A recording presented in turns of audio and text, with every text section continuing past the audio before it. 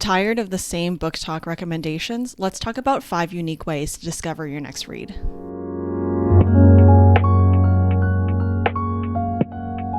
Hi everyone, I'm Jenny. Today I want to chat about a few ways to find some book recommendations outside of our typical social media algorithms. So this includes, booktok, booktube, bookstagram, and I'm aware of how ironic this is because we are currently watching this video on booktube. I think while there's values, there's also a lot of ways to expand beyond what is trendy in sort of the social media book realms. I myself have struggled a lot, and you'll see in some of the books I've recommended, if you stalk me on Storygraph, I do read a lot of the trendy books just because they are so easy to pick up after having so many different people vet them and give their opinions. So that's always a value. And on that note, I did want to start off talking first about the negatives and the positives of the recent book talk and book social media trends and how they're influencing our reading habits. We'll start with that, and then I'll go into the ways that I recommend you can expand beyond the recommendations you're getting from your current channels and look for more unique books out there. Let's start with the obvious negatives of book talk. I think there are a few obvious arguments to be made here, and I think that actually the student newsletter from Johns Hopkins actually puts it pretty well in their article called "How Can Reading Make You Dumber? Book talk makes that possible." Specifically, the big trend around book talk is, of course, marketing around tropes. So now there's kind of a movement in the publishing industry to tackle those tropes specifically. So, the typical, you see enemies to lovers, friends to lovers, rivals to lovers, like all those romance tropes. While there is value to having these tropes, and they're obviously well used since the very start of literature and storytelling, a lot of book talk has been pushing these books to publish as soon as possible with very basic and very plain storylines that offer little to no literary value. And I think that is something to be discussed. So because of this trend of trying to push as many new quote unquote book talk books out, there's a lot of kind of low quality books that are coming out, and they're not doing a very good job at offering people the ability to read while also doing critical thinking, which we could debate is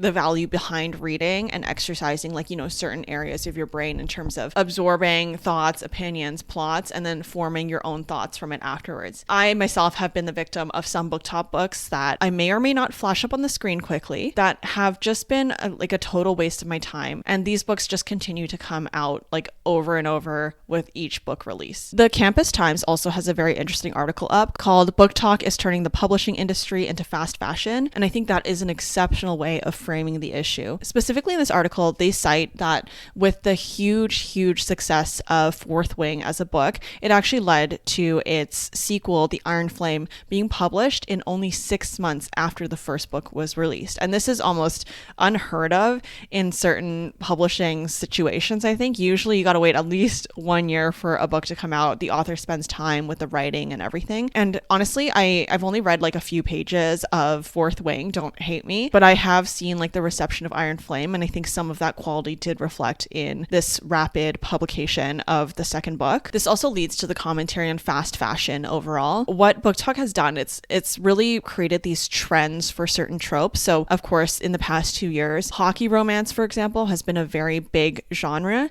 and what that has led to is publishers trying to catch up with these short-lived probably trends and publishing what they can in the moment where people are still reading them. So if you think about it from a truly environmental standpoint, we are churning out a lot of physical editions of these books that are honestly, some are going to be great, I will not lie, but others, the vast majority that they are rushing to print and rushing to publish, are sometimes not of the highest quality. So it becomes that very comparable situation with fast fashion and the different clothing that is being put out there that is low quality and is just going to end up, at thrift stores or in landfills in just a couple of years. I think those are the given negatives, but we do need to talk about the positives as well. Some really interesting articles came out with recent conversations around the banning of TikTok. Notably, there was an article released on USA Today titled "Book Talk Shaped a New Generation of Readers, Authors. What Happens If TikTok is Banned?" Here, what they talk about is a very interesting phenomenon of book talk where the backlists of authors actually soared during COVID and during the whole uprising of this book social media movement. And what that means is some of the books that they might have published in the past that didn't gain as much momentum actually ended up becoming, trendy in recent years, and they were able to sell a lot of their past releases releases. I think a notable one from this is It Ends With Us by Colleen Hoover, if I remember correctly. When this was trendy on BookTok,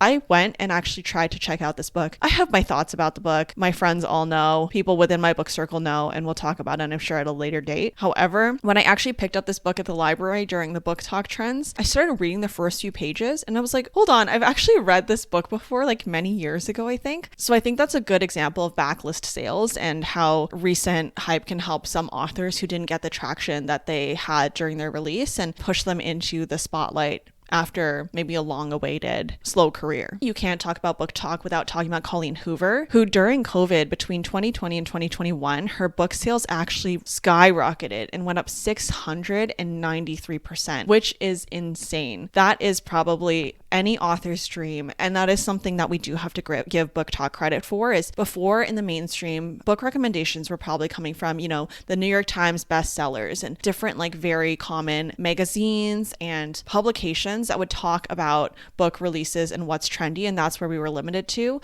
BookTok has created a whole new market for other books that can almost grow organically, or often when the platform starts, we see a lot of organic recommendations, and now we're in the stage where we see that publishers know how to target these audiences and try to create hype about these specific targeted to internet readers, genres, and books. Sarah J. Maas is obviously another big one. Her books also went up in 2024 compared to 2023 by 75% in sales, with the huge craze around ACOTAR, obviously. So this is another author gaining recognition through BookTok. So we do have to, talk about how BookTok creates careers for a lot of authors who are not otherwise in the mainstream. This article also cites a very, very important discussion topic, which is that BookTok is enabling indie authors and self-publishers to really have a platform to play around with this algorithm that, favors new creators and favors underrated kind of contributors on these platforms like BookTube, BookTok, Bookstagram, and they're able to connect with readers out there, even if they don't have the connections that other big publishers have to put their books out there. So I believe publication has the big four. Don't cite me on that exact number. I think it was the big five before some additional acquisitions happened. And they obviously take up the majority, if not all, of the mainstream book marketing channels. So with BookTok and Bookstagram and BookTube and everything, other authors now have the chance to put their books out there and have, the entire population of almost the world who uses the internet now to have the chance to recommend, read, review their books and get some traction where they otherwise wouldn't have been able to in the past. This, I think, is the biggest benefit to BookTok and to its contributions to the literary world. There are a lot more voices out there now, and if you go digging, people can find like overnight success all on their own with self-publications. In the same line, the final thing this article cites is that now there's the opportunity for new connection between authors and readers. Before, an author would really have to throw a book out there and then you would only see them in maybe like television interviews or interviews with different publications, journals, magazines, and news platforms. So if we think about when we grew up or when I grew up around Harry Potter, I was just seeing interviews with she who must not be named, J.K. Rowling. I would only see interviews of her through like Harry Potter press tours with the movies and through different like formal interviews. Now authors really have the chance to connect with their readers on an ongoing basis, talk about really fun behind the scenes pieces here and there, and discuss like little known facts or their writing process and share a lot of their creative work that goes into these books. And I think that's a very fascinating world to open up to and have conversations around it. Honestly, probably inspire young people who are using these platforms like BookTok and BookTube to explore their creative writing and understand the whole process that goes into first starting as a creative artist, a writer, and moving into the more, formal stages of publishing. So there's a lot of authors who put out great content on how to get yourself published and go through the process and advocate for your own writing. And I think that's a very important conversation to be had in industries where sometimes artists can be exploited. And being Canadian myself, I think it is worthwhile citing our largest book company, which is the equivalent of like a Barnes and Nobles in America, which is Indigo. Now, I will preface by saying Indigo has its share of problems as a business. I do try to support my independent bookstores most of the, like almost 99% of the time now when I buy books. However, it is still the best way to benchmark how book sales are doing and how the overall publishing industry is doing. For the longest time in Canada, Indigo was going into a business of moving away from book sales, and they're actually known now for a lot lot of gift goods. So you'll buy like really cute candles, mugs. There's all sorts of stuff. They sell Our Place cookery. They sell like all these really brand name types of novelty gifts. And that's what most people go for now. Like it's like your typical kind of Etsy mom location. However, because of BookTok, I believe they were able to attribute an extra 40 million sales in just a quarter. So that's like 3 months. If we go up, do some rapid math, it's like $160 million annually because of the new readers that BookTok was bringing in to just like the reading community, which is substantial. They did say in an article they could attribute this to around a 27% boost in just like book retail as an industry, which I think obviously there's a debate on the quality of books going out, but I do think that is really critical to push new and young readers into the world, especially as we move towards, unfortunately, a situation where a lot more young people are struggling with literacy. Part of that is coming from a fallout of COVID and of, remote schooling and all the impacts there. But I think at this time, any literacy and any willingness to pick up a book, regardless of the quality, is a win for our society. And you always want people to be able to, read and focus on getting through a book instead of just constantly doom scrolling. Those are the benefits I see. There's obviously a lot of other negatives and positives that we can debate about, but those are the ones I wanted to highlight. But coming back to this video, I think it is important to discuss that BookTok overall now has a very heavy influence on what is being published and what is making it to the market. We are just getting fed the same books over and over again. The algorithm genuinely makes me feel like I'm a little bit trapped. So I do want to talk about some places where I have found success in finding some other book recommendations that can just give you some extra stuff to read and change up the pace. So let's talk about 5 different places where you can find other books to read so you can kind of balance between the different types of books that you're getting into and diversify your reading collection a little bit. The first place I would suggest finding books, which may be a little like common sense, is to look for blogs that are being run by teams that are very passionate about reading and by like basically your own reader community. One that I would recommend is called LitHub. They put out excellent articles constantly. They have different collections tailored to specific genres or even niches. There's a lot of excellent ways to get into literature that has been vetted by these reading communities who are putting out these articles. Once you start going more into blogs, your Google algorithm, so you're not totally escaping the algorithm, but sometimes your, remaining internet browsing algorithm will pick up on things that you are looking at. And I do a lot of my browsing on my old Android phone, and that actually gives me like a Google homepage where there's a lot of articles that trickle down below the search bar. It has detected that I like to read a lot of these new release and book collection blog posts, and they recommended me 2 excellent articles. One is from womensworld.com, and it actually sent me an excellent article about books that are actually better to listen to as audiobooks than they are to read. They give you a range from like fantasy to historical fiction and a lot of different genres of books. I thought that was a really interesting article to read. It was very helpful to me because I've been trying to read more audiobooks lately while I'm doing other like crafty hobbies like knitting my sweater and everything. So that's something that I would suggest as well. You can check out that website. There's also a website called crimereads.com. I myself am not a big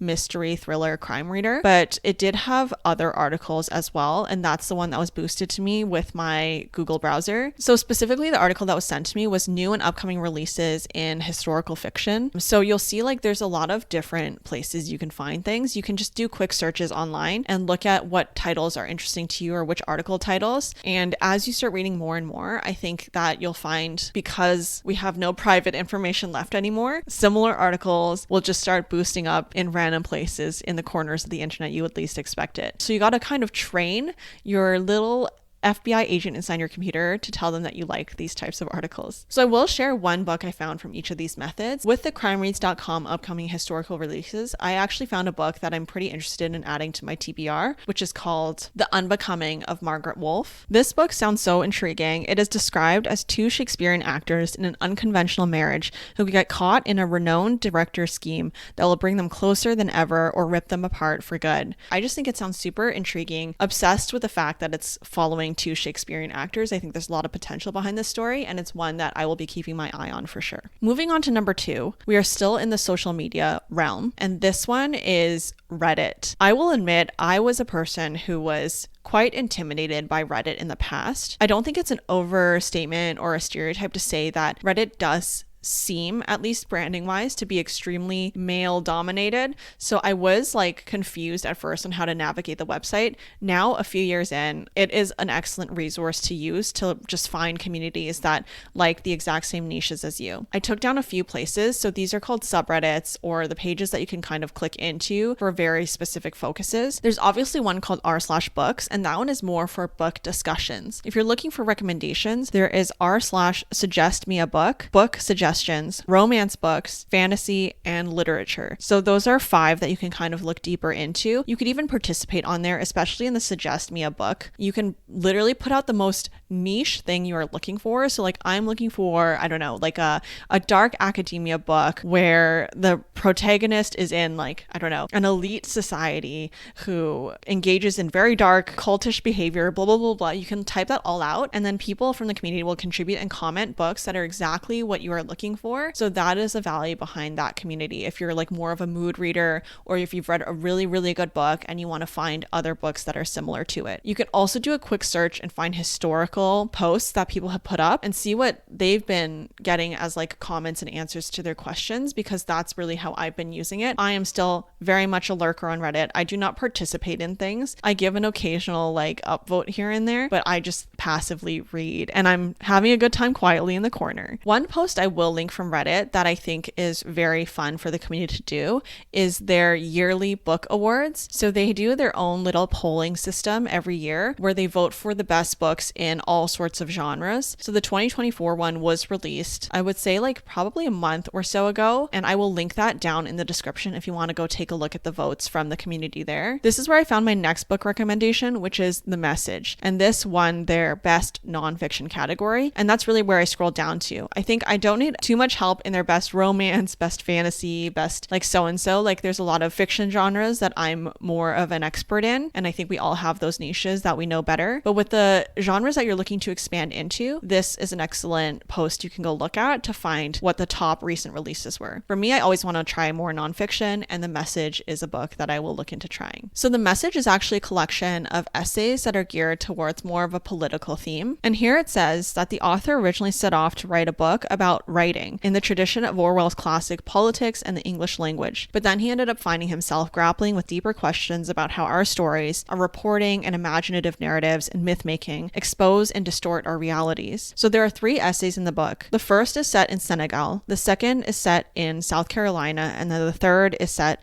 in Palestine. There's a very intricate way that he supposedly weaves these essays together around his common theme, and I'm very, very interested in reading this book. It also helps that it's around 235 pages, and when I am struggling to get into a mood for nonfiction, I find that these short essay books are very helpful. Moving on to the third category, I stumbled upon a very interesting website called the Literature Map, and also I'll be putting all the links in the description so you can go check these out. The Literature Map, I used to use something similar for my music recommendations where you would enter an artist and it would tell you the similar artists in its genre and style, and the exact same thing exists for books. So you can put in any author name and it'll spit out this web of other authors and how close or far they are from the type of style that they write. So just as a trial, I put out one of my favorite authors and I typed in Emily Henry. Emily Henry ended up being very close to a few authors that I've tried before already, and I think a lot of it does come from just like being a very popular name on BookTok, BookTube, Bookstagram, all the likes. However, one author that surprisingly I've never heard of because she's really popular is Catherine Center. I don't know why I've never heard of her.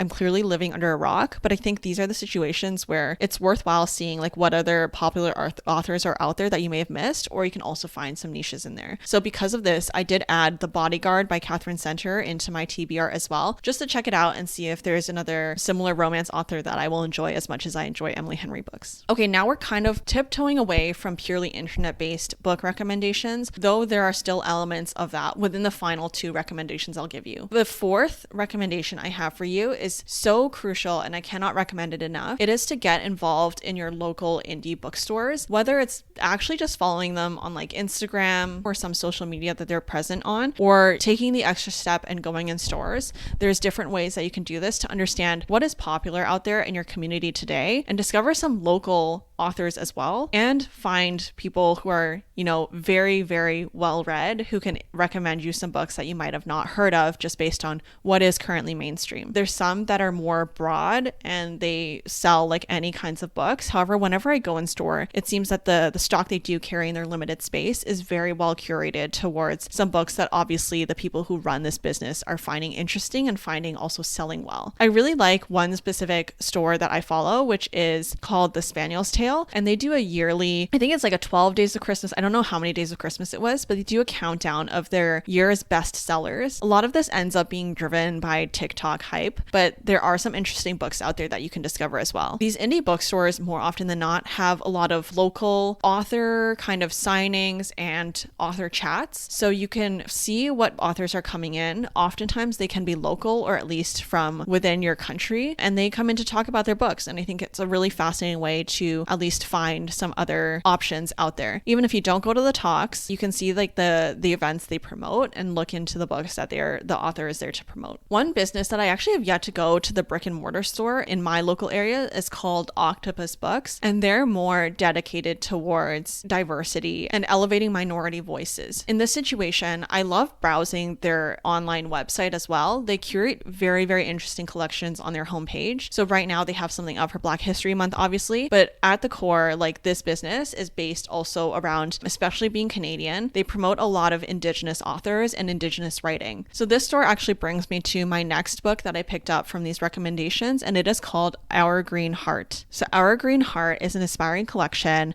of the author's life's works as a botanist, biochemist, biologist, and poet of the global forest. In this book, she delivers a challenge to all of us to dig deeper into the science of forests and the ways they will save us from climate breakdown, and then do our part to plant and protect them. Recently I've been raving about Robin Wall Kimmerer and her recent short essay that was published called The Service Berry, and I think this sounds very similar, so I'm super excited to pick it up and read it. And this sounds exceptionally interesting as well because it's the author's background. She is actually the last child in Ireland to receive a full Druidic, am I pronouncing that right? Druidic education. So very much raised around this ancient holistic attitude. I think that's going to be absolutely fascinating to read from that perspective. Finally, we are coming full circle to the most culturally significant thing in my childhood. Having fun isn't hard when you've got a library card. Truer things have never been said. I am so guilty of this. I had not been to my public library in the longest time. It used to be my weekend destination when I was a kid. And I went back recently and just fell back in love with that calm and peaceful atmosphere. The library is the place that is literally framed around making literacy accessible to everyone. Librarians are some of the most worldly and passionate people that you could possibly talk to. And I myself, while extroverted, am not the most social butterfly person. So I've yet to have conversations with the actual librarians in the library. However, they curate very, very interesting shelves there. So you can go browse around and see what they have on display within each given month or week, what they're celebrating, what books are they pushing. There's obviously going to be the very common books that you see, but I find that they oftentimes slip extra little books in the collection that are lesser known. When I think back to my childhood, a lot of my books came from libraries and from browsing bookstores. So like I mentioned in the past, I still remember going to a store and the worker came up to me and just recommended a little known newly published book called The Hunger Games. And she was saying that she read it recently when it came out and just thought it was so interesting. And here we are today, Hunger Games being one of the biggest franchises where books are still coming out to this day. Same thing happens in the library. So much of my YA fantasy love came from the library and from discovering books that librarians were curating for kids at the time. I also really like browsing the Express section of the library because they do have some popular books that I haven't seen on booktok before, to be honest, that are out there for 7-day checkouts, and you can see what's popular, just out with the masses outside of just the internet algorithm. There's obviously talk to a librarian, get recommendations, talk about what you like, ask them what they like. That is always a good thing to try. And then the third one is to go back to the internet and go to your local library and just browse their websites. For today's video, I did take a scroll down my library website to see the different collections that they were featuring today. And from this, I discovered a book called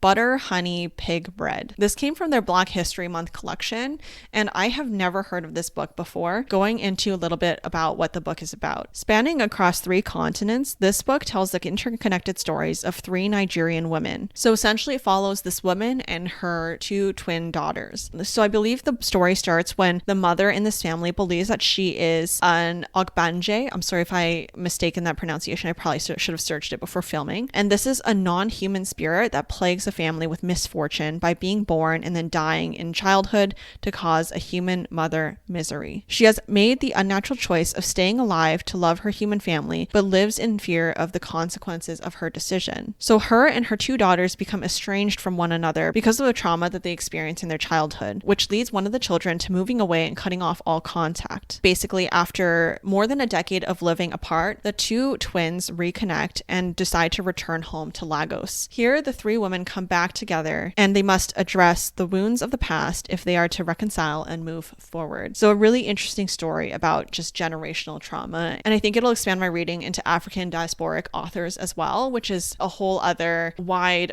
array of books that I have yet to get deeper into. Also, like, I just love the title of this book. I'm not gonna lie, it caught my eye from the start. Butter, Honey, Pig Bread. Impeccable. Okay, we've made it to the end of the video. So what we have managed to talk about are blogs, subreddits, literaturemap.com, indie bookstores, and your public library. 5 excellent resources. I hope you'll go check some of them out after this video and find your next read that is waiting for you out there. I'm so excited for you to discover other books. And if you find anything, please let me know because I'm also looking. I try to diversify constantly and look for other books. And then sometimes, BookTok just comes on very strong and I get swept into the hype over a book all over again that is trendy. And there's honestly nothing wrong with that. I will end the video saying this again. If you read trendy books, they are trendy for a reason and just enjoy the heck out of it. There is no issue in that. However, if you are looking for the occasional special book and unique book to sprinkle into your reading here and there, these are some ways I would recommend you do that. If you have any other unique methods you use to find other book recommendations, please let me know. I am constantly on the search. And with all of that, I hope you find some amazing reads, have so much fun exploring the massive world of books out there,